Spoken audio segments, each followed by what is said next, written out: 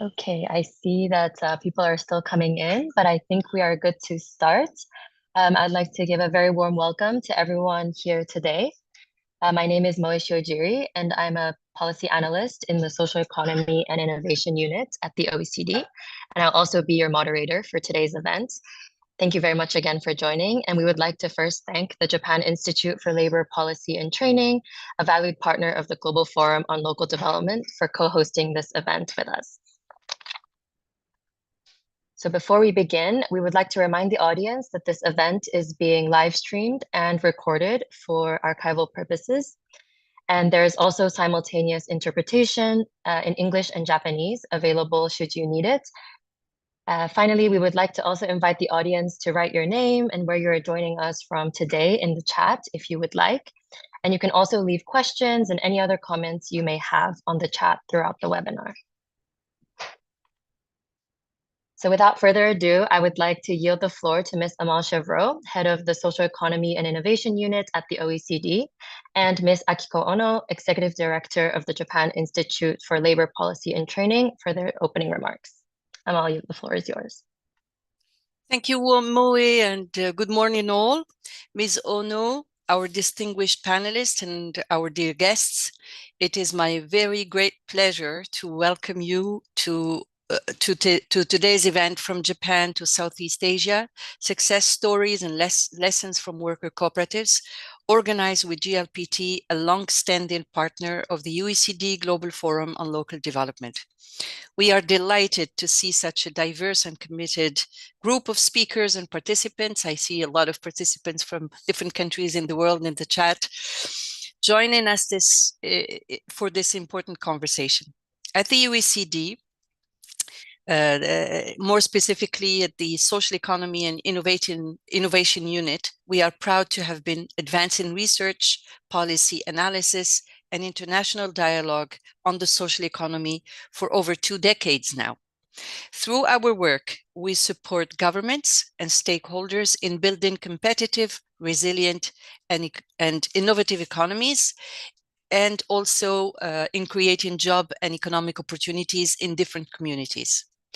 Over the past year alone, we have published landmark reports, one on social innovation in the context of Europe, more specifically with analyzing the contribution of the European Social Fund, one on labels for the social economy, analyzing different ways for social economy organizations to access markets and finance, as well as a landmark report with the European Commission on framework conditions for the social economy, but also spotlighting the role of social economy organizations, of course, including cooperatives in the care and the housing sectors, which includes also country fact sheets across all 8 EU countries. In 2022, I would like to remind everybody that we adopted here at the OECD one of the first international agreed standards on the social economy, adopted by the OECD Council, more specifically the recommendation on the social and solidarity economy and social innovation, which 44 countries, including of course Japan, have adhered to as of today. We warmly encourage governments and policymakers to join us in translating this shared vision into action and in building a vibrant and robust social economy together. Cooperatives lie at the very heart of the global economic and social agendas. More than 12% of humanity is part of cooperatives in the world, and the largest 300 cooperatives and mutuals reported a turnover of over $2 billion according to the World Cooperative Monitor in 2023. Cooperatives provide jobs and work opportunities to over 280 million people across the globe. In other words, 10% of the world's employed population. As such, they are drivers of innovation, decent work, and local development. In recent years, here at the OECD, we have expanded our work in this area from examining how cooperatives can support the transition from informal to formal employment, with the example of Colombia and now Morocco, to highlighting emerging models such as platform cooperatives, which have anticipated social, digital, and environmental futures. But there is a lot more to learn and much more to do. This is precisely why this event today is timely and meaningful. We are especially grateful to the Japan Institute for Labor Policy and Training for co-hosting this webinar and for their continued partnership with the OECD in advancing research and dialogue on cooperative development.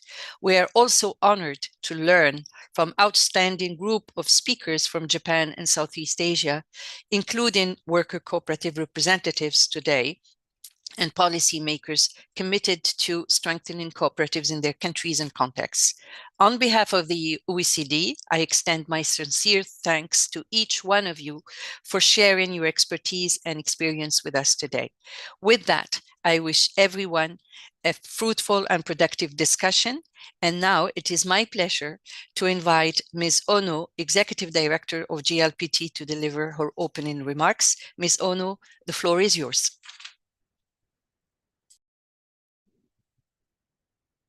はい、こんばんは。皆さん、こんばんは。こんにちは。そしておはようございます。本日は世界各地から多数の皆様にご参加いただき、誠にありがとうございます。労働政策研究研修機構 JILPT 理事の小野明子でございます。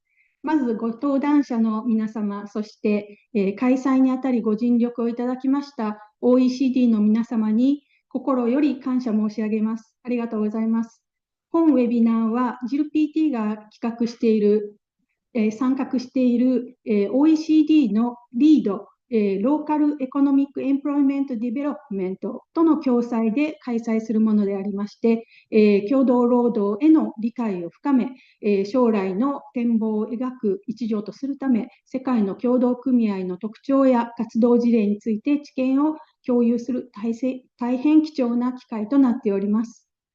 2024年3月に続き、今回が2回目の開催となります。テーマは、労働者協同組合の成功事例と教訓、日本から東南アジアへです。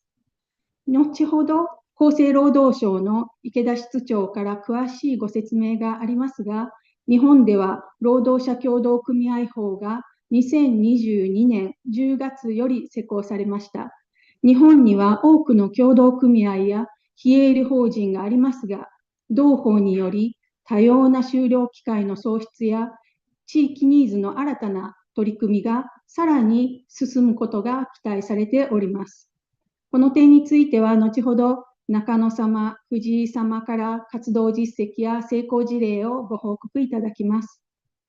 本ウェビナーは JILPT の労働政策フォーラムとして日本の参加者にご案内をしており、多くの方にご聴講いただいております。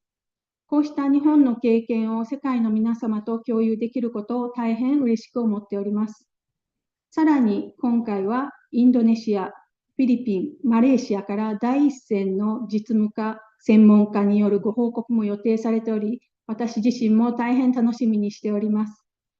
本日の議論が日本と東南アジアをつなぎ、労働者協同組合の活動をさらに発展につなげられることを心より記念し、私の挨拶とさせていただきます。どうもありがとうございました。Thank you very much, both, for your insightful opening remarks, which have set the stage really well for today's webinar. I would now, as Ms. Akiko Ono-san mentioned, I would like to now invite Mr. Yohei Ikeda, head of the Workers Cooperative Office at Japan's Ministry of Health, Labor, and Welfare, to share a brief overview of Japan's worker cooperative landscape. After that, I will also follow with a quick snapshot of the context in Southeast Asia before we move into presentations from leading worker cooperatives in the region. Mr. Ikeda, the floor is yours.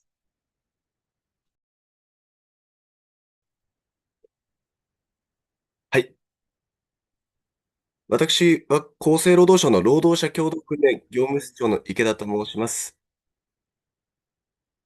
労働者協同組合というローカルな事業体について、こうしたグローバルな場でお話をする機会をいただけたことについて、OECD と JILPT の皆様に感謝申し上げます。さて、私からは、日本の労働者協同組合法の概要を紹介いたします。ちょっと音が大丈夫かな。労働者協同組合とは、組合員が出資し、それぞれの意見を反映して事業を行い、組合員自らがその事業に従事することを基本原理とする組織です。2020年12月に成立し、2022年10月に、労働者協同組合法が施行されてから3年余りが経過しています。次のページお願いします。次のページお願いします。聞こえてますかね。はい。日本では少子高齢化や人口減少が進む中、高齢者、障害者、子供、生活困窮者などの分野で多様なニーズが増大してきました。そうした地域ニーズに応えようとする方々は、これまで様々な組織を作って活動されてきましたが、例えば NPO では出資を受けられないとか、企業組合では営利法人とみなされる、任意団体では個人名義でしか契約できないという、こうして従来の枠組みにはいずれも課題があったことを踏まえ、労働者協同組合という新しい法人類型が作られました。法律は議員立法として全会一致で成立したものであり、これまで多くの関係者に支えられてきました。次のページお願いします。2026年1月1日時点で177法人が設立されています。事業分野は多岐にわたりますが、地域の介護、福祉、小売、物流に加え、見守りや言い回りの軽作業などの暮らしの困りごと支援といったエッセンシャルサービスを主要な事業とする組合が全体の約7割を占めています。次のページお願いします。労協の特徴を解説したいと思います。第一の目的事業について、労働者派遣事業を除くあらゆる事業が可能であり、持続可能で活力ある地域社会の実現が目的とされています。第二の出資原則について、組合員が出資するものであり、一人の組合員が持てる出資口数が全体の原則25%までとされています。第三の意見反映原則について、組合員には平等に一人一個の議決権とされ、組合の意見反映方策などについて法定化されています。第4の事業従事原則について、組合員は個人のみであり、総組合員数の約5分の4以上の事業従事が必要とされています。剰余金が生じた場合、組合の事業に従事した分量に応じて配当可能とされています。第5の労働契約の締結について、代表理事などを除き、組合と組合員との間で労働契約の締結が必要とされています。第6の設立要件手続きについて、3人以上で設立可能であり、簡便な準則主義が採用されています。次のページ。労協は、社会性と事業性を両立させつつ、持続可能で活力ある地域社会の実現に資することを目的とする法人です。次のページお願いします。営利性の強い株式会社や企業組合と非営利性の強い NPO 法人の間で、労働者協同組合は両面の性格を持ち合わせており、社会経済の持続的な発展に向けて重要な価値を有していると考えられています。次のページお願いします。で、これの次です。はい。労働者協同組合のページ、次まとめくってください。労協の意義は多様な就労機会を創出し、多様な地域ニーズを満たすことです。表で、次のページで示しているんですが、テレワークや副業、兼業などの多様な働き方、引きこもり経験者や障害者などの多様な人材の活躍、また地域のエッセンシャルサービスの維持、その他多様な課題解決や価値創造に取り組む組合が生まれてきています。次のページです。皆さんページ変わってますかね。この次ですよ。まだ次ですよ。例えば、千葉県に組合員数240人、売上高5.9億人、5.9億円、1600万円黒字の組合があります。清掃、物流、介護、障害福祉、子育て支援など、多様なエッセンシャルサービスを提供しています。10代から80代まで、組合員の年代も幅広く、スキルやライフステージに応じた多様な働き方を実現しています。次のページお願いします。また、島根県に組合員43人、売上高1600万円、130万円黒字の組合があります。地域自主組織の取り組みのうち、事業性が高い事業を抽出して設立されました。草刈り、除雪などの暮らしの困りごと支援に加え、水道検診、温泉施設や農地の管理など、行政の信頼も受けながら、地域ニーズに応じて事業領域を年々広げています。では結びに、労働者協同組合は、雇用か事業か、あるいは営利か非営利かといった二項対立を超え、働くこととか地域を支えることを再び結び直す仕組みであると考えています。本日のセミナーが各国における協同組合や多様な就労のあり方を考える際の材料となれば幸いです。ありがとうございました。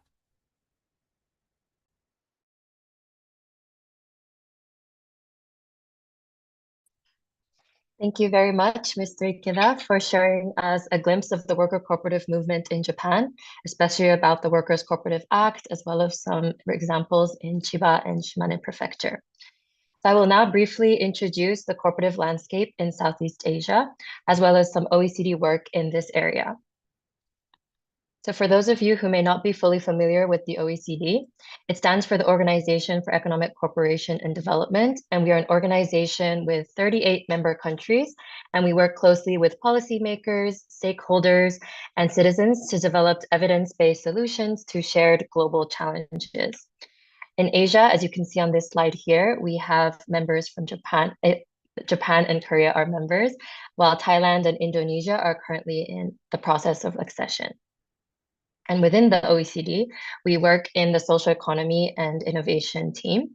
And the social economy brings together organizations such as associations, mutual organizations, foundations, cooperatives, which are the focus of today's webinar, and social enterprises. And while these social economy organizations take many different forms, they share three core principles: putting people over profit, operating through participatory governance, and the reinvesting profits to serve their social mission. And within Southeast Asia, cooperatives are one of the most widespread expressions of the social economy. There are more than 300,000 cooperatives in the region, representing around 66 million members, and they operate across key sectors from agriculture to financial services to housing and transport. And they often support low-income households, informal workers, farmers, women, and micro-entrepreneurs. Cooperatives are also particularly effective in rural areas and secondary cities, thanks to their local presence and strong member trust.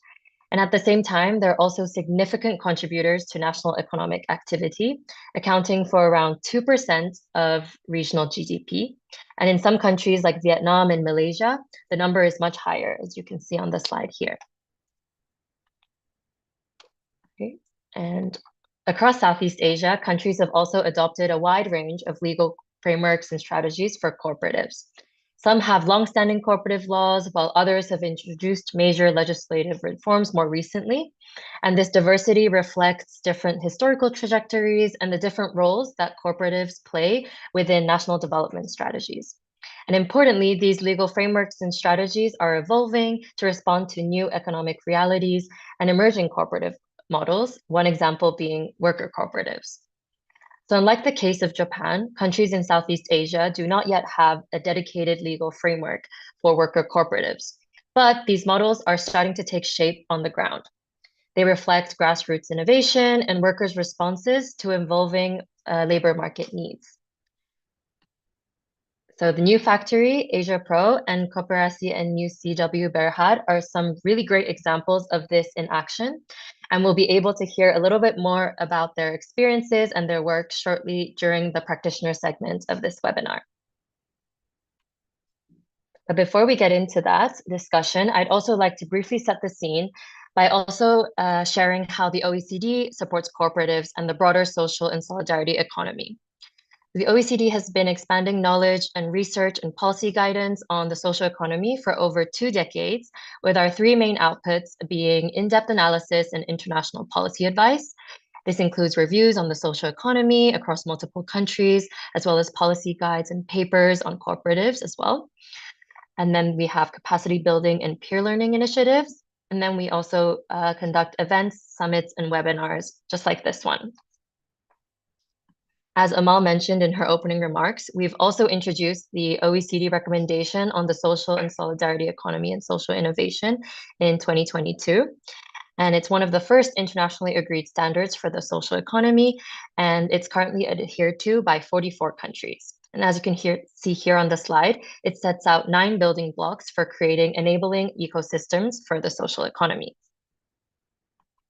We've also produced a growing body of research and guidance on cooperatives, including the publications shown here on this slide, which my colleagues will share on the chat, and you may find useful to explore further. Thank you very much for listening. And with this, I would like to now move on to the deep dives with practitioners and leading cooperatives, worker cooperatives from Japan, Indonesia, the Philippines, and Malaysia. To begin with, I'm very pleased to introduce Mr. Osamu Nakano, Vice Executive Director of the Japan Workers Cooperative Union, Vice President of CICOPA, President of CICOPA Asia Pacific, and a board member of the International Cooperative Alliance. The floor is yours. Thank you very much, Moe. And hello, everyone. My name is I'm Osamu Nakano from Japan Workers Cooperative Union. And I'm also serving as a board member of International Cooperative Alliance and the Vice President of CICOPA. Next, please. International Cooperative Alliance, actually, cooperatives, as you may know, cooperatives, cooperative movement is spreading across the world. And the International Cooperative Alliance, ICA, is an international organization which unites and represents cooperatives in the world. In other words, ICA represents all kinds of cooperatives in the world, including agriculture, consumer, finance, insurance, or something like that. Okay, and ICA right now, ICA right now has more than 300 member organization from more than 100 countries, and ICA represents 1 billion members of cooperative members in the world. And the CICOPA is a sectoral branch within ICA, which represents industrial and service cooperatives in the world. And most of the industrial and service cooperatives are known as worker cooperatives. And right now, CICOPA represents, and CICOPA has a 51 member organization from 34 countries and represents almost 4 million worker members. And the CICOPA Asia Pacific is a recently established network of worker cooperatives in the Asia Pacific region. Next, please. All right, Japan Workers Cooperative Union, JWCU, this is my organization. And the JWCU was originally established 1979. So, however, we began, our business and movement as worker cooperatives from mid 1980s. And right now, so JWCU has 23 full member organizations and 5 associate members. And all of them are worker cooperatives in legal sense. All right, we have a JWC in our network. So there are 450 business centers. And right now, so we have 15,000 workers. And our annual turnover, almost 40 billion yen. And as you can see, business field, most generally, JWC, our member organization, engaged in care business, elderly care, child care, and care for people with disability, and care for the youth with social disabilities. Go to next. Please, next. Okay, this is a map. As you can see, a map of our member organization. So from Hokkaido to Okinawa regions, generally, so JWCU has a member organization. Go to next. All right, actually, already Mr. Ikeda, Yohei already introduced worker cooperatives in Chiba and Unna, and they are also member of JWCU. And also, we have our central worker cooperatives, CWC. This is busiest worker cooperatives in Japan, which was directly established by JWCU us in the late 1980s. And right now, CWC Central Worker Cooperatives has about 10,000 workers, and among them 8,000 worker members. And moreover, 70% are women. And actually, worker members of CWC Central Worker Cooperatives includes people having various disabilities and social difficulties, like mental or physical disabilities, alcoholism, Asperger's syndrome, and also includes ex-prisoners, ex-homeless, and so on. So in this regard, worker cooperatives of CWC Central Worker Cooperatives is often regarded as social cooperatives in Euro-American countries. But Japan, we don't have a law on social cooperatives. So in this regard, our member organization, they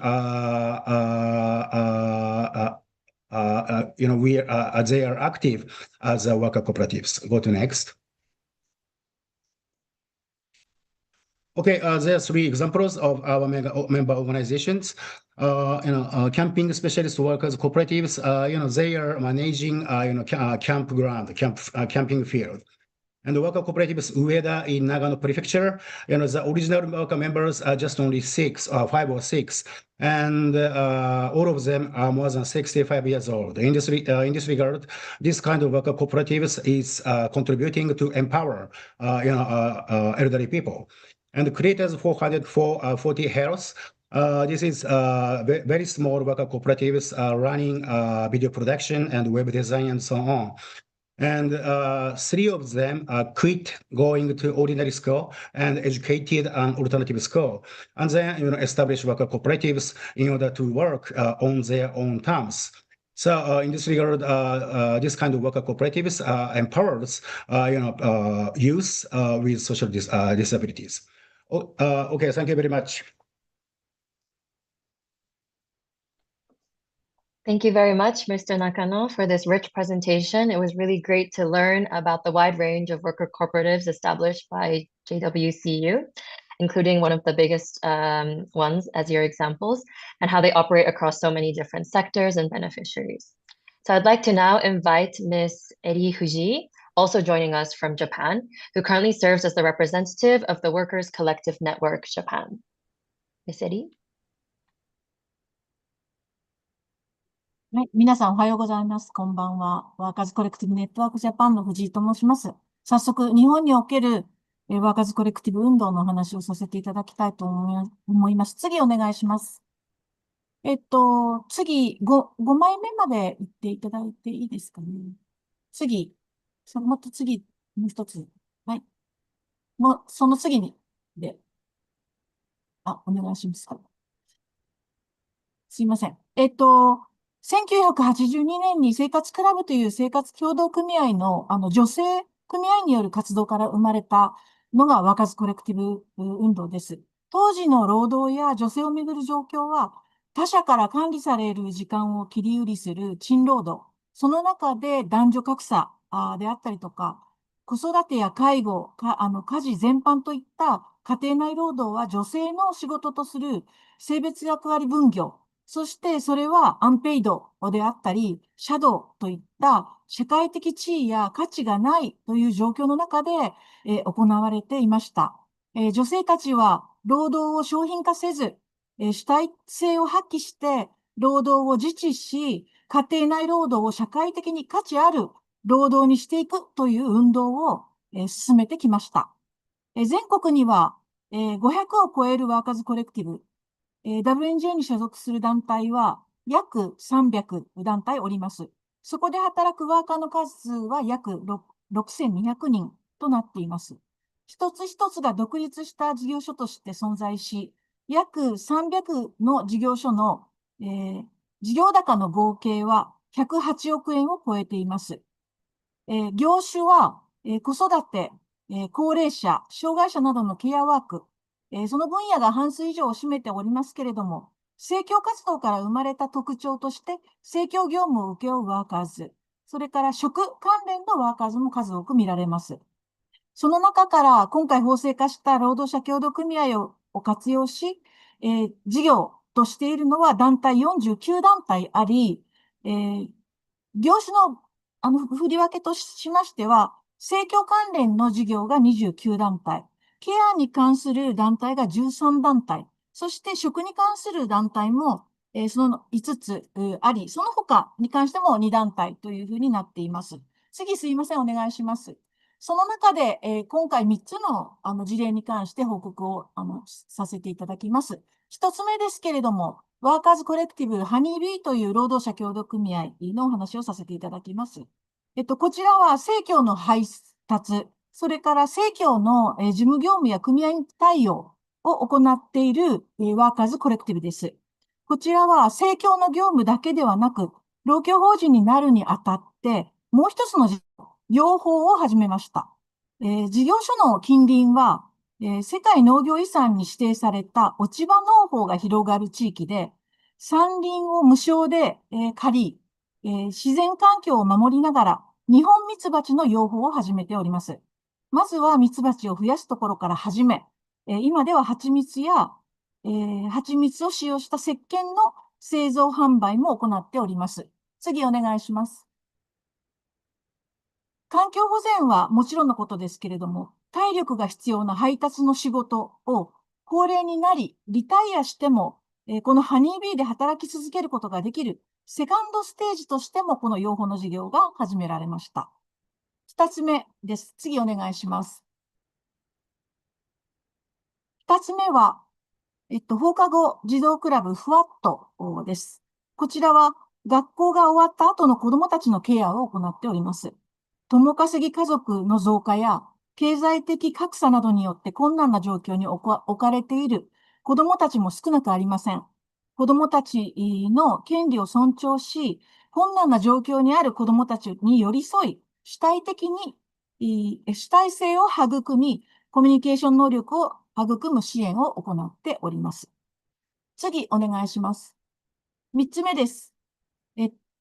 女子中学校、高校の寮の毎日の、朝、昼、晩の3食の食事を提供している間取りというワーカーズです。この間取りはイタリア語でお母さんたちを意味します。親元を離れて勉強、スポーツ、将来の夢に向かって頑張る寮生の身近な応援団でありたいと、健康を考えて食事を提供しております。行事や学校のスケジュールに合わせて、食の内容、時間、柔軟に対応し、季節に合わせた食事を心がけています。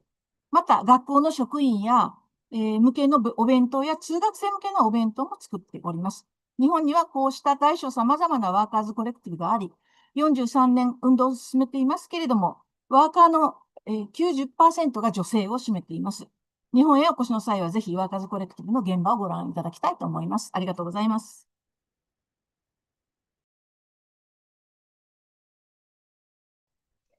Thank you very much, Ms. Fuji. I hope this has inspired some of our audience to come to Japan to experience some of the workers' cooperatives that you shared with us today, and how they work in practice.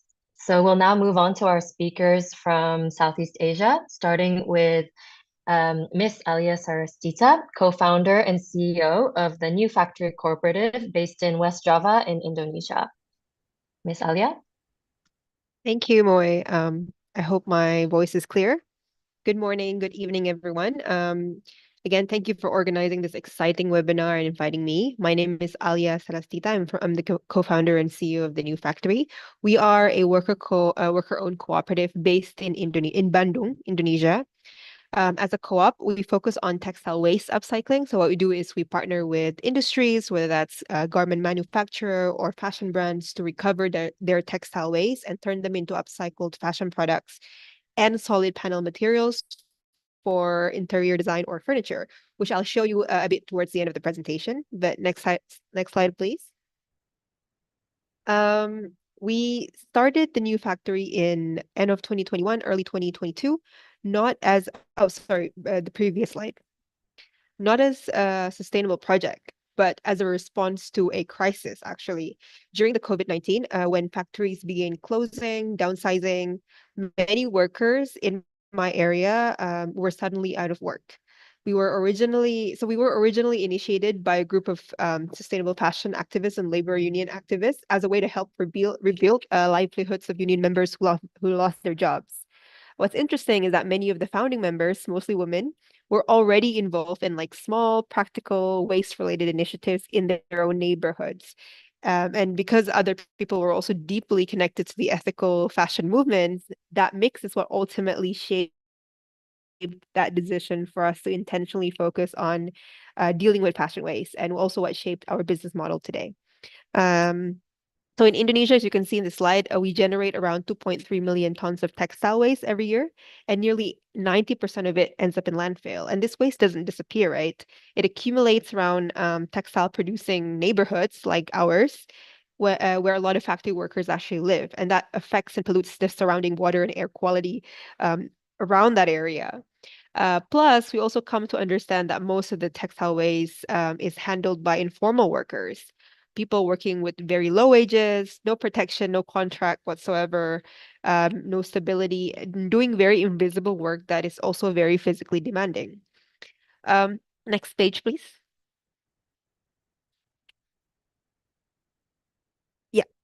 So today, the fashion industry, if you're sort of tuning into that section of the economy, rallies around this idea of circular transition,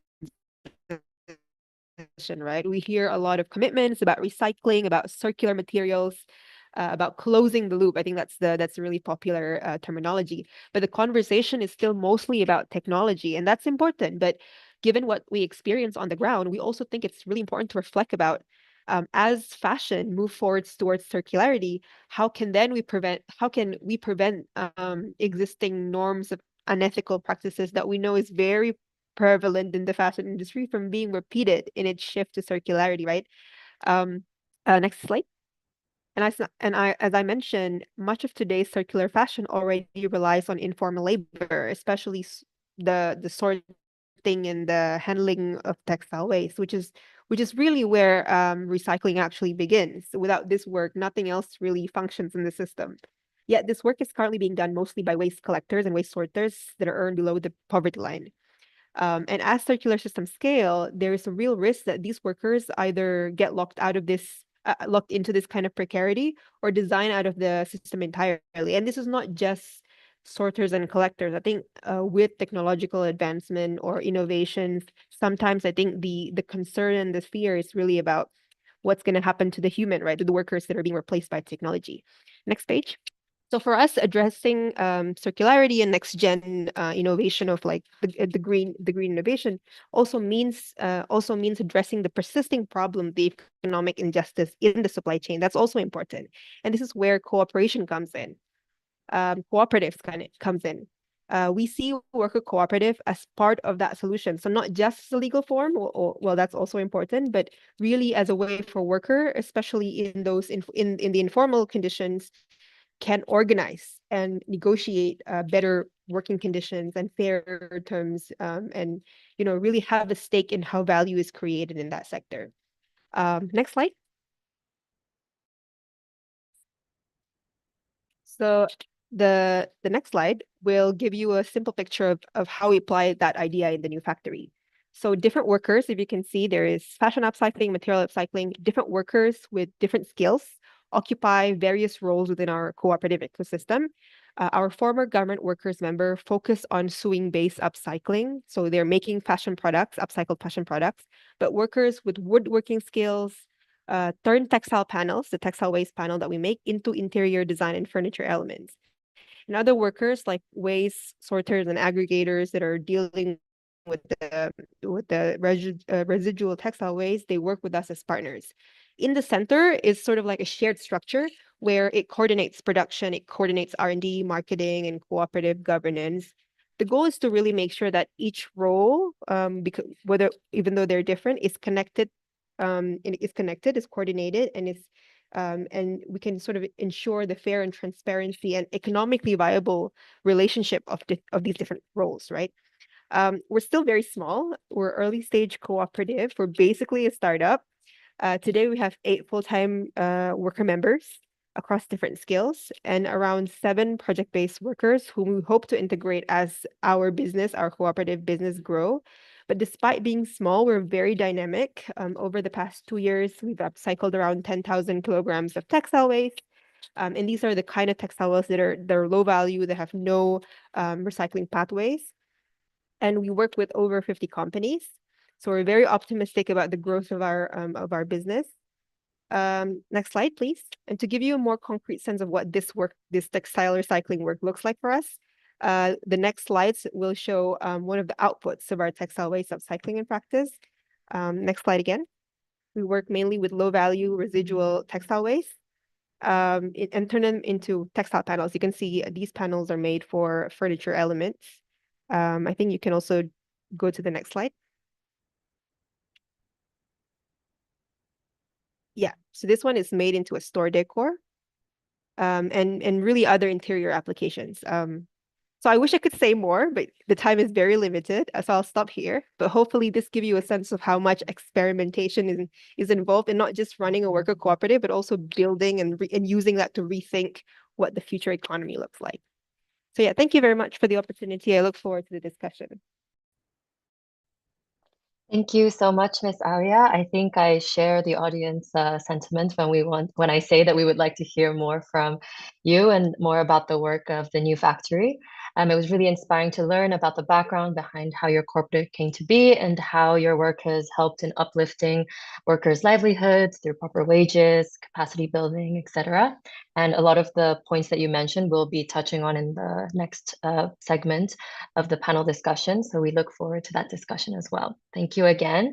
And next we have Mr. Gary Quemado, the Vice Chairman of Asia Pro Multipurpose Cooperative, one of the largest and leading worker-owned cooperatives in the Philippines.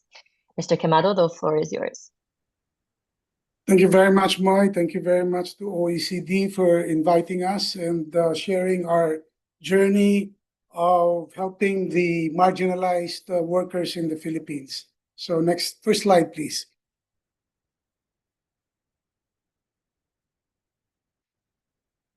So Asia Pro was founded in 1999, 26 years ago, in response to a prevailing situation in the Philippines called contractualization, wherein workers were only hired for 5 months and then let go. So there were two problems with this. Businesses were not able to become more productive. The workers did not have security of tenure. The reason for that was every time a worker becomes, on the 6th month, a worker becomes a regular employee, and once they become a regular employee, they're recruited by unions. And the experience during that time, there were a lot of work stoppages that were initiated by these unions. So the response of industry was not to regularize workers. So it became a very difficult situation for workers. So our response was to create a cooperative wherein the worker was the owner. He puts in capital, he gets dividends, and at the same time, he was an employee. So he was protected by two laws, the cooperative law as well as the labor law. So next slide, please. So we have now 55,000 members. Before the COVID, we were about 70,000 members. We've impacted about 500,000 families. Our members enjoy full benefits and long-term employment security, both from our cooperative as well as from government benefits. As Moy mentioned, we are actually the first, the largest, and the most awarded workers' cooperative in the Philippines. Next slide, please. Next slide. So these are the industries that we serve. The biggest industries where we are present is construction, agriculture, and manufacturing. If you combine our manufacturing capability, we're the biggest coconut processing operation in the country. We operate by business platforms. We have a business platform dedicated for construction, for manufacturing, and for all other industries. This allows us to build specialization as well as customized solutions for our clients. Next slide, please. So these are our awards. Statista, we were awarded in 23, 24, and 26 as Best Employer in the Philippines, one of the best employers in the Philippines. Next award. Next slide, please. We were recently awarded by Enterprise Asia for Corporate Excellence, as well as for our president, the Master Entrepreneur Award, and the Inspirational Brand Award. Next slide, please. So we're the largest manpower provider for coconut processing. We are expanding all over the country. Our business model is scalable and transferable to any location. Next slide, please. So our workers are the owners, so we've been paying dividends to our members, except during the COVID years. So they're also employees, so they're protected by labor laws. We operate again by business platforms, diversified sectors, as well as continuous employment. Next slide, please. So these are the statements made by our members. You can visit our website and you can hear this validation of what we have done for the marginalized workers. As I mentioned earlier, we've impacted about 500,000 families. And many of these workers, it's now their children are working for us. We're a number of original workers who are now in the second generation working for Asia Pro. Next slide, please.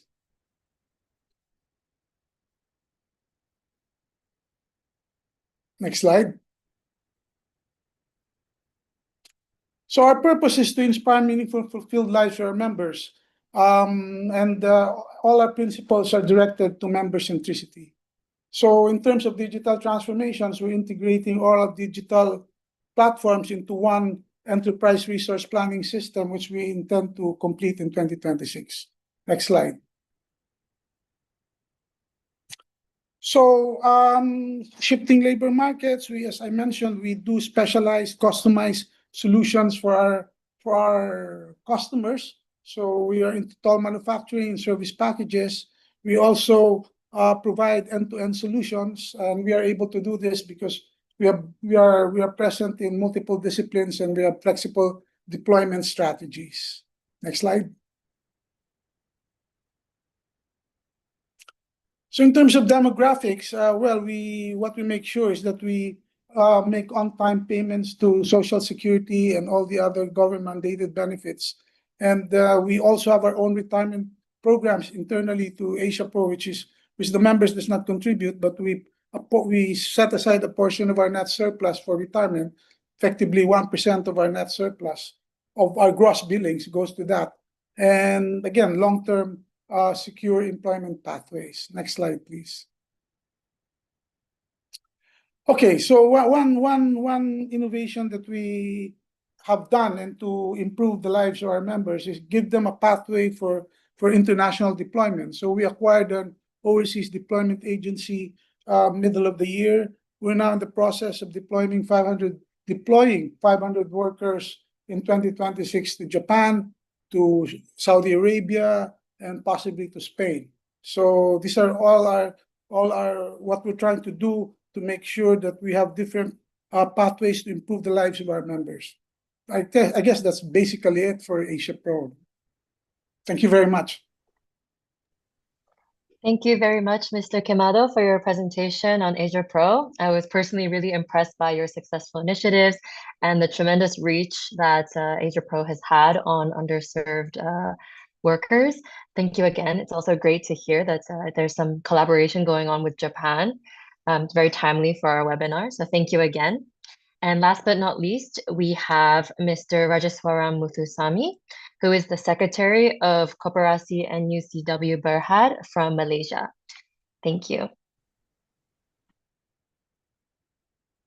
Selamat and also very good evening to everybody.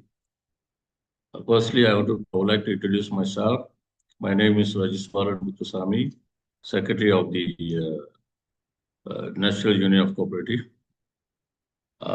Before the first slide is talking about the introduction of Koperasi NUCW Berhad, which our cooperative based on workers-oriented cooperative, which was founded or registered under the Cooperative Society Act 1993 and registered on 28 December 2004. And our office located at Kuala Lumpur, Malaysia.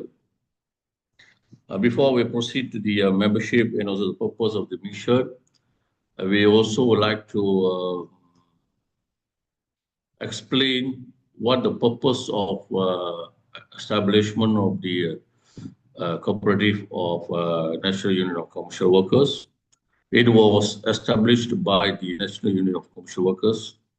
And National Union of Commercial Workers was founded on 19 May 1960 for the commercial sectors throughout the national level in Malaysia. The leaders of the National Union of Commercial Workers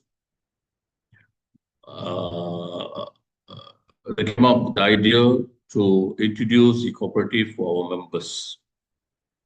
For your kind information, we have 147 companies under the National Union of Commercial Workers, which governs about 10,000 workers. As the union, our prime objective is to protect the interests and also the terms and conditions of employment under the collective agreement which is signed by parties, which is the union and the company. And our activities only confined to the labor matters. To extend our benefit to the members, in order to extend benefit for our members, then the union decided to form the cooperative, which was formed in year 2004. Now our membership grown from 547 to 7,000 members. And our membership initially based on commercial industrial sectors. However, it was extended or expanded to public sector and statutory bodies, government-linked and government-related companies in year 2015. The purpose of expansion of the membership done merely for the, because we as a credit cooperative, our main activities is providing financing for their personal purpose and also to enhance their business. Therefore, we decided to expand our membership, not only confined to the commercial sectors, but also as a government and also public sectors. Our purpose and mission of the cooperative is enhance members' socio-economic well-being. We are not only limited protect the workers' well-being in terms of employment, but also we are enhancing the members' socio-economic well-being and diversifying income. They're not only relying on the basic salary, but we also providing a supplementary income by involving in the business activities, and also reduce the financial vulnerability and improve quality of life, promote collective self-help and economic security. Our core values and principles is voluntary and open membership, democratic member control, member economic participation, autonomy and independence, education, training and information, cooperation among the cooperative, concern for the community by our yearly activities. Move to second page.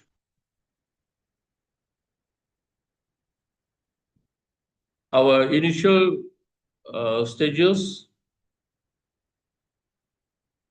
the National Union of Commercial Workers initiated a cooperative solution to support Malaysian workers in commercial and industrial sectors through collective self-help. Koperasi Industri Berhad was created in 2004 by National Union of Commercial Workers to uplift workers' lives through inclusive, responsible, and sustainable financial services. And our cooperative was built on trust, solidarity, and democratic members' control. Our transformation happens from 2014 onwards until today. As I mentioned, our membership expanded beyond our commercial sectors, which is public sectors, and also the government and government-linked organization. That's for the purpose diversifying our financing facilities to our members. From small scales now, we are going towards a larger financing portfolios, and every eligible members, they're entitled to get a loan from 3,000 to 150,000 each, based on the terms and conditions of imposing by the cooperative with very reasonable or attractive rates. And currently, we have various financing facilities. One of these is a property financing. This is in addition to the personal financing which we are giving to the members. And we also expand our business to a plantation ventures, which we have a palm oil, which is about 537 acres, somewhere in the state of Kuantan, state of Pahang. And we also have several waters, which in operations. Move to the third, next slide.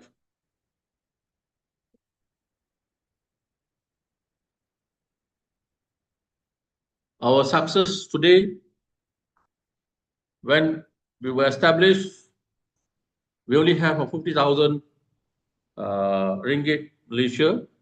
However, within 21 years, we managed to provide a loan up to 33 million to our members.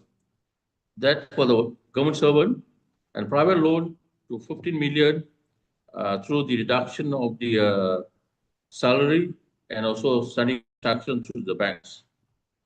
Furthermore, we also obtained a second loan totaling a sum of 30 million dispersed to our members within a year from September 2025 until December 2026. Move to next slide. Now, access today acquired the following assets over the 3 years. We also secured industrial land worth of 7 million and a few hotels worth of 4.5 and 4 million. Our plantations worth of 14 million, a total value of the 29.5 million to serve as a worker cooperative,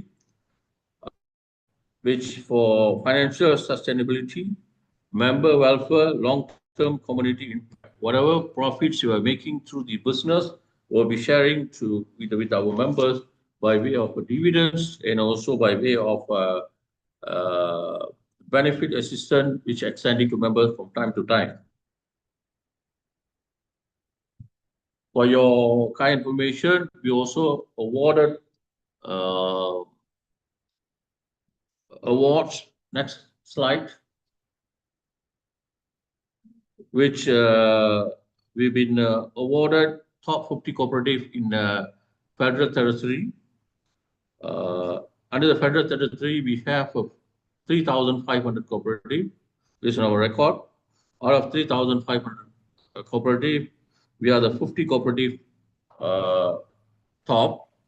And throughout the national, we have a 15,000 of cooperative. Currently, we are under the top 350 cooperative in year 2024. What defines our success is built by workers, for workers, helping workers, people access fair and affordable financial support, growing responsibly while staying true to cooperative values, improving the quality of life and financial security of our members, in line with our tagline, we care, we secure, and also we enrich. Our certificates, next slide. Oh, we also obtained approval from the Cooperative Commission, which they provided a code for giving a financial assistance to the government servant. Our key challenges is public trust and perception, competitive financing rates, and loan repayment and credit disciplines. Next slide. Turning challenges into strengthens our internal system and produce procedure to better serve the public, improve financial management and member educations, responsible lending policies aligned with the cooperative values, continuous trust building through performance and accountability. And our activities always will be monitored by the government through the Malaysian Cooperative Commission to ensure proper governance and protections of the members' interests. And finally, as a conclusion, we, on behalf of the cooperative, we sincerely thanks to the OECD to allow us to share some of our struggles and growth. Thank you. Thank you very much, Mr. Muthusamy. It was brief, but I really enjoyed the last slide on government involvement, and I think that presents a really good segue into our next segment, which is our panel discussion. where we'll hear from policymakers involved in cooperative development from these 3 countries. We are delighted to introduce Ms. Noor Azlin Binti Adnan, who is the Deputy Undersecretary of Cooperative Development, Hawkers and Small Traders Division within the Ministry of Entrepreneur and Cooperative Development of Malaysia. We have Mr. Priyo Pahengar, expert staff to the Deputy for Talent Development and Cooperative Competitiveness from Indonesia. And finally, we'll have Mr. Yohei Ikeda, who we heard from earlier, who is the head of the Workers Cooperative Office at the Ministry of Health, Labor, and Welfare from Japan. They'll reflect on recent initiatives and trends within their countries and building on what we've just heard from the practitioners as well. And this will be followed by a Q&A. So feel free to put any questions you may have in the chats for later. And with this, I'll now hand things over to our moderator, Ms. Amal Shavro. Thank you so much, Moe. And I would like, before starting this discussion, to just highlight the quality of the examples and the very high quality of the examples that we've just heard from the previous panel. I mean, yeah, I learned a lot. We could definitely see impact of worker cooperatives on different very important challenges such as work, but also touching upon sensitive sectors and bringing in more women to the workforce and so on. So really congratulations to all of those who have presented their examples. And as Moe was saying, this is a nice transition to this segment with policymakers. So I'm really happy to have 3 representatives from 3 great countries where a lot of things are happening. So we have Malaysia, Indonesia, and of course, Japan. And I'm going to start with the first round of questions. We have about 20 minutes, and I would like definitely to encourage also our audience to ask questions, because this is, as I always say, your $1 million opportunity to ask questions directly to policymakers. So don't miss it. Okay, so I'm going to start with one question that I'm going to direct to our 3 panelists, but I will start, of course, with ladies first. The question is, of course, as we heard from the different presentations, worker cooperatives are actively contributing to transformation and creating jobs and creating positive impacts across the region. But we also have noted that a major hurdle remains the access to finance, procurement, and markets. So as policymakers, I would like to ask you, what kind of initiatives and roles could governments introduce or have your governments have already introduced to help address these hurdles? And I would like to invite Noor to give us her take on this question. Thank you. Okay, very good morning to all the panelists and also today's webinar participants. I would like just to inform all the audience today, my ministry, the Ministry of Entrepreneur Development and Cooperative, also known as MECD, is currently in the process of drafting a new cooperative act to replace the existing one. So the main objective of the formulating this new cooperative act is to empower the cooperative movement by liberalizing the legislation and strengthening the MCC, the Malaysian Cooperative Commission, as the regulatory body for the cooperatives. So with the formulation of this new cooperative act, the ministry MECD is optimistic that it is will create cooperatives that are responsive and dynamic, facilitate cooperative business activities, and enhance the well-being of the people while also strengthening cooperative governance. Therefore, in Malaysia context, it gives great opportunity for the government to strengthen policy that will support local communities. Among the provisions included in the new Cooperative Act is the simplification of the establishment of the cooperatives to encourage local communities to form cooperative so that the surrounding communities can improve their income and quality of life. For example, in Malaysia, we have cooperative by target groups such as Fishermen Cooperative, Plantation Workers Cooperative, Indigenous People Cooperative, Disabled Cooperative, and so on. Okay, thank you so much, Noor. And indeed, legislation and drafting a new piece of legislation could definitely help, and simplifying procedures so that people can create cooperatives. That's another plus. So, Prayo, what's your take on this issue around what governments, for instance, what your government has done in Indonesia, or and you have other plans to do to support worker cooperatives and cooperatives in general access markets and have a share in procurement or better access finance, for instance? Okay, thank you, Amal. Access to finance and market remains a major bottleneck in Indonesia, and I thought maybe on the other country also. But in Indonesia, the government role is to reduce the risk and also connecting the dots and open the doors for any opportunity. We are strengthening our credit guarantee schemes and also promoting blended finance models and encouraging public-private funds to support productive cooperative, especially under KDKMP, which is our national cooperative programs.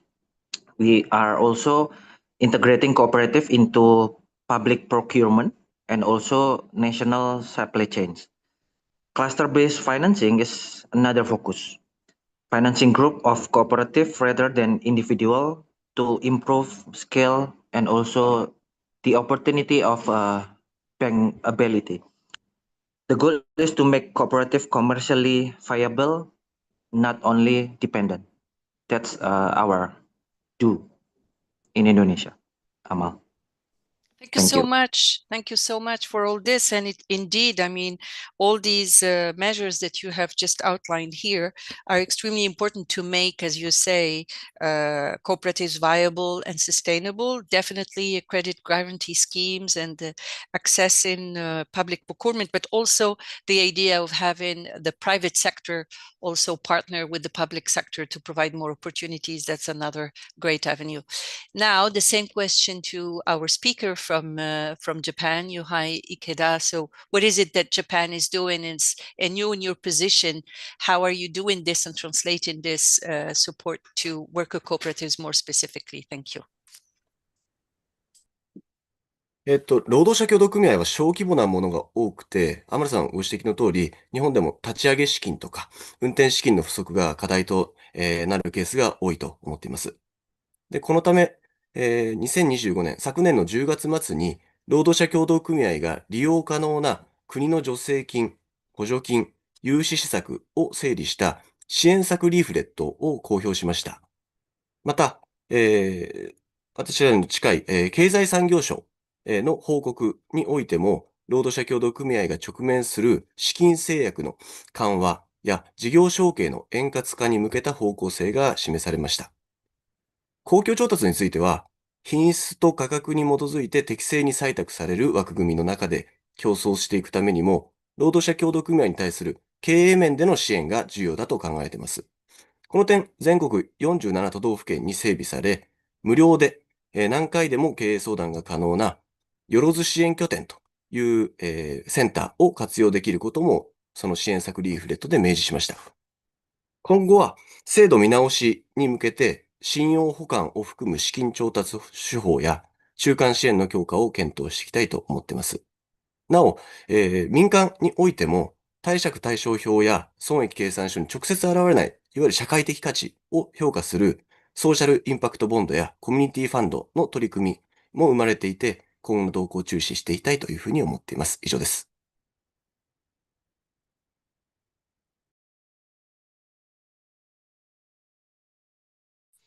Thank you, Yohai, and really please keep us posted about any developments with these new initiatives that you have launched, meaning for instance, the use of social impact bonds and all the information and even the way that you've created, for instance, this leaflet to explain the type of support that worker cooperatives have access to, because most often, and we have seen this in many countries, a lot of support exists, but worker cooperatives and cooperatives in general do not know that these schemes and measures and support exist. I'm going to move now to more specific questions with a question directed more specifically to Noor and to Prayo. Looking ahead, as we can see, for instance, from the examples that we've heard from the previous discussion, how can worker cooperatives be positioned as an option, for instance, for bringing more young people to the job market, for reskilling and the future of work, and more specifically in the context of platform work that's booming in Southeast Asia, and also the persistence of informality.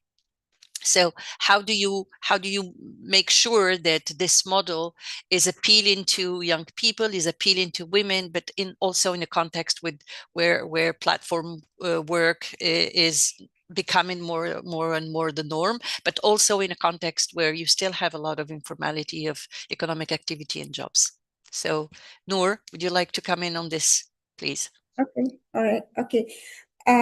Regarding your questions, as for Malaysia, the government is committed to encourage the participation of youth communities in the cooperative sector. For your information, as of 2024, we have about 3,000 cooperatives from the youth target group. And then this number have been registered by the Malaysian Cooperative Commission, MCC, with membership of about 2.5 million. Meanwhile, total revenue for youth target group cooperative amounting to 840,000. Meanwhile, share capital and fees from this group amounted to 264,000. Therefore, you can see based on the data mentioned, worker cooperative could address youth unemployment and be positioned as the future work of as future of work, while at the same time strengthening the future leadership of the cooperative sector. The ministry, through the MCC, prioritized the establishment of the youth cooperative and provide monetary and non-monetary incentives, such as development programs and mentoring, as well as financial assistance, grants and loans to encourage young people to be in the cooperative sector. Among the incentives given to youth cooperative are financing assistance, for example, revolving fund with a very low interest rate between 1 to 4% to enhance capacity and capability in cooperative business. Other than that, government also conducting promotion and inculcation programs at the community level to the registration of new cooperative among the target group, including youth. Besides, our ministry also organizing programs to enhance the level of awareness among youth at the university level and secondary students to consider entrepreneurship through cooperative as a career option, as well as to provide exposure to opportunities for developing products and business activities.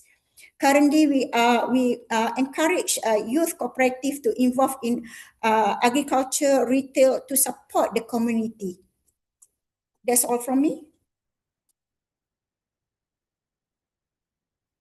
Sorry. Thank you, Noor. And these are really great examples of how to support young people.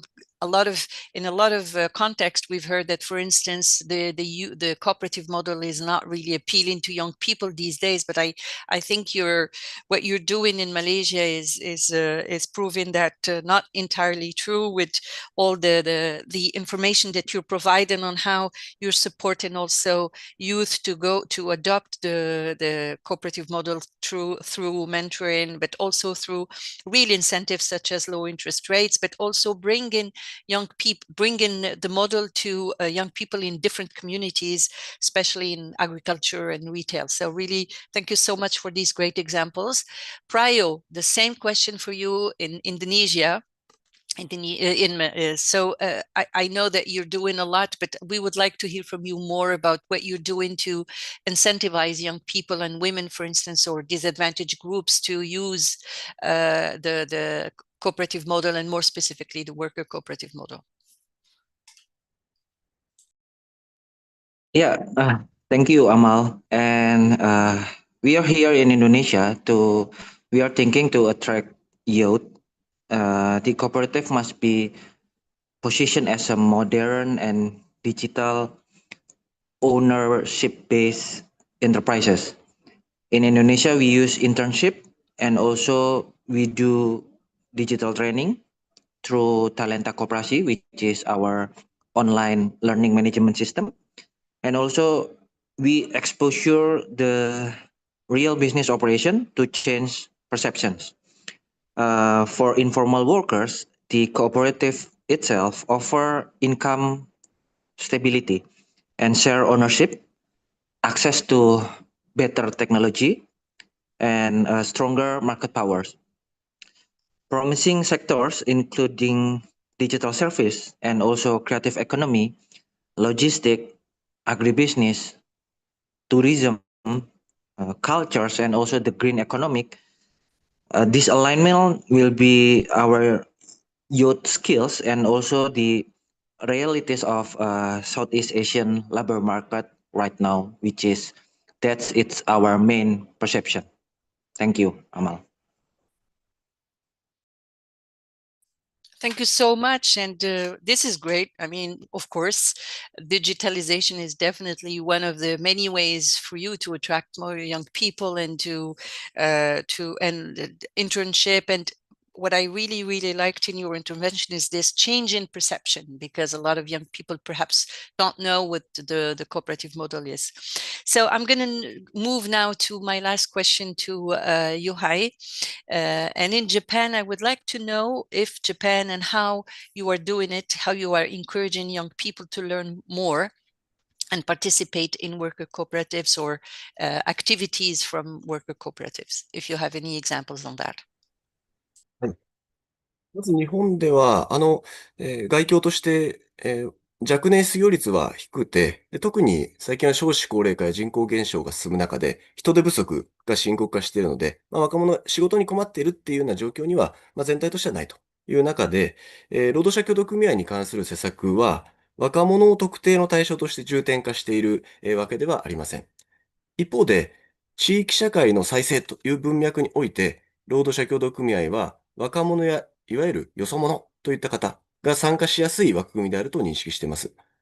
実際に、先ほども、中野さんからご紹介ありましたけど、不登校経験のある若者が中心となって、映像制作やウェブサイト制作を事業化している労働者協同組合も生まれています。こうした組合は、厚労省の特設サイトや工事例紹介動画の制作も結果的になっていて評価を得ています。また、若者が本業を持ちながら兼業副業として労働者協同組合を設立し、日本ならではのイチゴ作りに挑戦しているっていう事例もあります。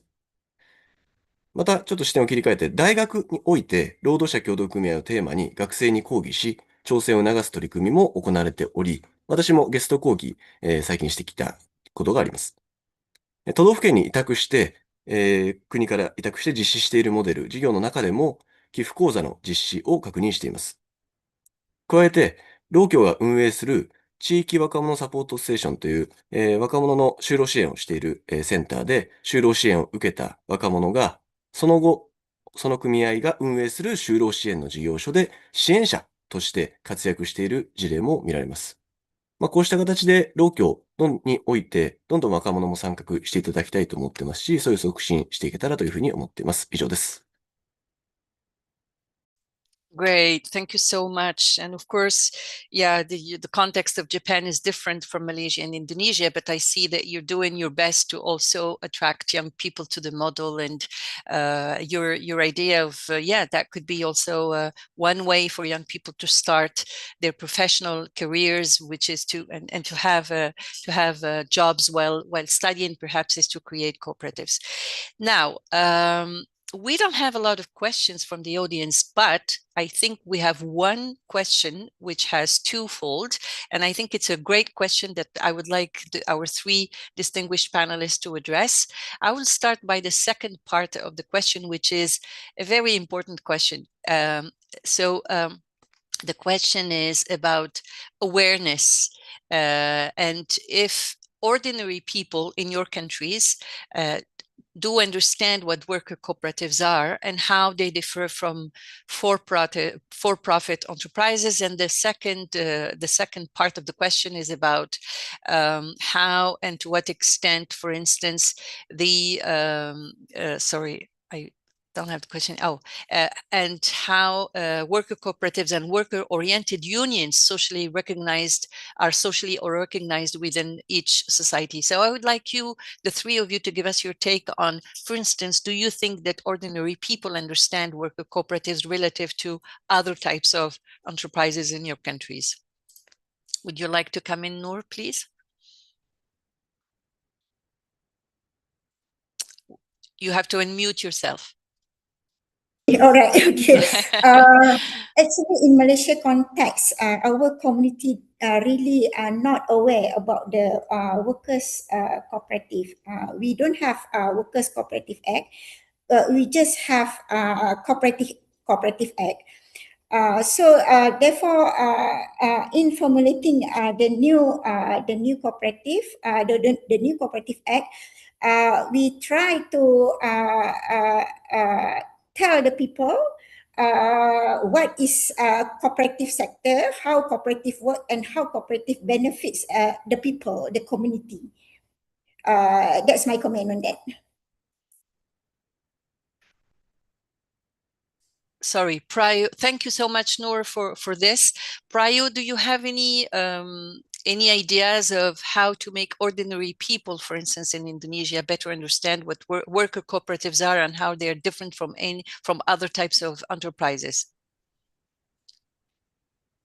Yeah, okay. In Indonesia, cooperative innovation is deeply influenced by our culture. We call it gotong royong, which is our mutual cooperation. So the social capital make cooperative natural and also widely accepted. It's already widely accepted.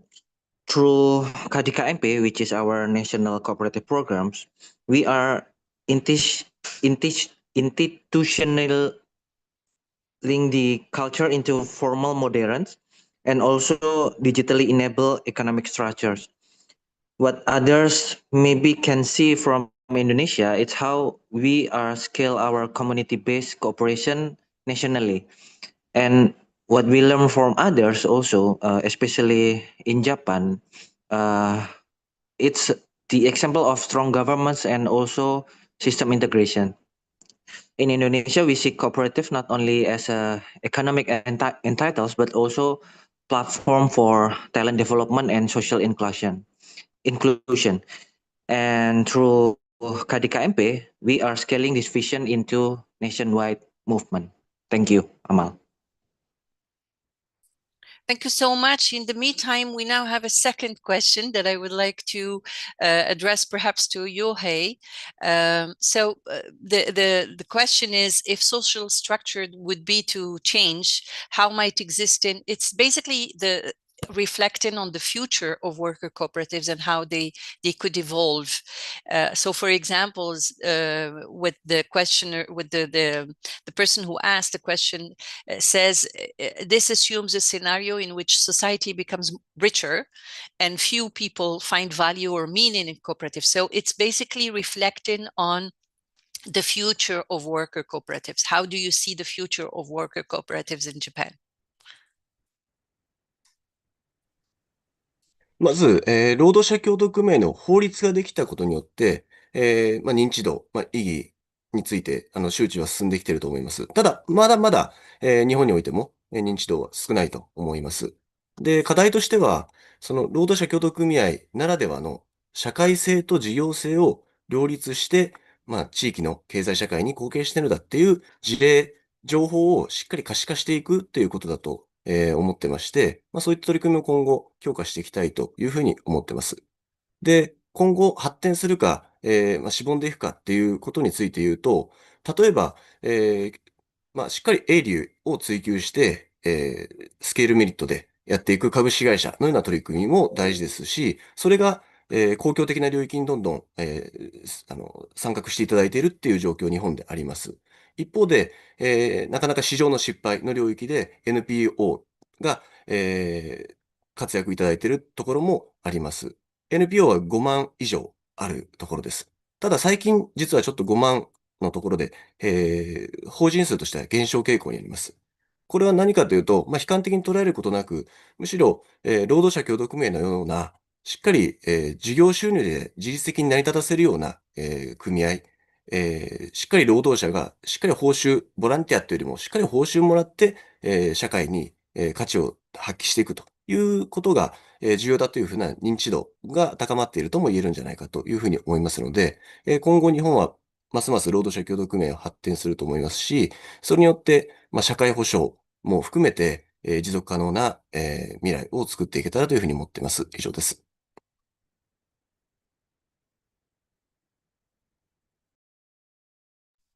Thank you so much. Yeah, of course. I mean, as I heard from the three examples, and as we all heard from you, Yohai, and from Noor and Proe, I think cooperatives are somehow embedded in your different cultures and in your different countries differently, of course, but they're here to stay, and thank God for that. We have one last question, and we have still a couple of minutes before we go to the close-in. So I'm just gonna read this question to you anyway, and I would love for any of the three of you to jump in and answer it. The question is about the relationship between financial institutions, meaning banks and worker cooperatives. And Nijar, who asked this question, is wondering to what extent do banks understand the cooperative business model and its governance structure, and of course all the challenges that come with that, because as we've heard from the first panel, but also from the discussion, one of the most important hurdle or obstacle for cooperatives in general is accessing the right finance, the right type of finance. So who would like to give us really final thoughts from the our three panelists about the relationship between banks and cooperatives? Yes, Yohai, thank you. はい、ありがとうございます。まさに日本でもまだ労働者協同組合の認知度が低いので、金融機関で、労働者協同組合っていうと、むしろ、他の株式会社だとか、あるいは個人事業主の方が、スーッと話が入っていくみたいな話も聞きます。ただ、それでは良くないということは、むしろ厚生労働省だけではなくて、他の省庁、例えば経済産業省も認識していただいており、昨年の暮れから、抜本的な今後の見直しの検討をし、先ほどちょっと紹介しましたが、労働者協同組合が今後担う役割を踏まえて、労働者協同組合が資金調達をしやすくなるような、制度改正の方向性を、打ち出していただきました。で、そういった形で、お金を借りやすくして、労働者協同組合が、より活躍していくっていうところを、制度改正も含めて取り組むことで、さらなる認知度、役割の発揮を進めていきたいというふうに思っています。以上です。Well, thank you so much, Yohai. And this concludes our panel discussion, unless Noor, you would like to say something? Okay, all right. In Malaysian context, in reality, our financial institutions do not really understand workers' co-op. Yeah. That's why our government intervened with the government with a revolving fund called Tabung Muda Pusingan, which it has been in operation since 1985.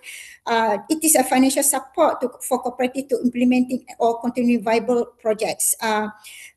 This revolving fund provide financial facilities so cooperative can start or scale viable business project, encourage a broad range of economic and entrepreneurial activities that benefit members, and strengthen capital and expanding cooperative business activities. This is because the instrument, the financial instrument from the financial institutions are facing hurdle, are not willing to give financing due to limited capital raise from member loans, and then market banks hesitate to lend without traditional collateral. That's from me. Thank you so much, Noor, for all this information about the revolving fund and the fact that you, as a government, you understood that it might not be easy for traditional banks to understand the cooperative model and stepping in to support this model through a specific funding. So I see that we don't have any more questions. We definitely are right on time. We're very, very good on time. I would like to thank the three of you for your insights, for sharing what your governments are doing, and also for addressing the different questions. Thank you so much. And with that, I will hand it over back to Moe. Thank you. Thank you, Amal. I would like to echo her words by thanking our distinguished panelists. I believe it was a really great peer learning experience between Malaysia, Indonesia, and Japan, given that they have different contexts and landscapes surrounding worker cooperatives. So as we come to the end of this webinar, I'd like to thank all of our speakers today and everyone who joined us. I hope today's discussion was insightful, especially having been able to hear from both worker cooperative representatives and policymakers. And I hope it sparks further conversations about the role of worker cooperatives in addressing today's social and economic challenges. And the OECD would also like to thank once again the Japan Institute for Labor Policy and Training for partnering with us on this event. And we very much look forward to welcoming you again in the future. So thank you once again, and I wish you all a great day or evening, depending on where you're joining us from. Thank you.